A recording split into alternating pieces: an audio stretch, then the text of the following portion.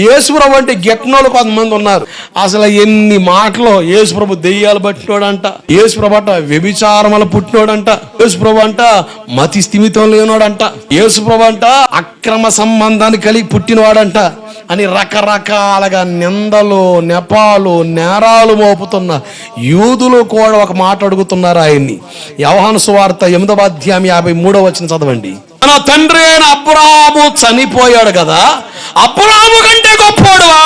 ఒక అన్యురాలు సమరయ మార్గాల సమరయ పట్టణంలో వచ్చిన ఒక సమరయ స్త్రీ అడుగుతుంది, తండ్రి అయిన యాకోబు కంటే గొప్పోడువా అని. వీళ్ళు అడుగుతున్నారు గిట్టనోళ్ళు, పింగుడు పన్నోళ్ళు. ఆయన పేరు చెప్తే చాలు సేమల జరలు పోగుతారు, ఒంటికాల మీద ఎక్కుతారు, ఉవ్వెత్తి ఎగిసిపడతారు, పాపం కట్లు నుంచి తెగి బయటకు వస్తుంది. యూదులు అన్నారు, అబ్రాహాము చనిపోయాడు కదా, అబ్రాహాము కంటే గొప్పోడువా అని.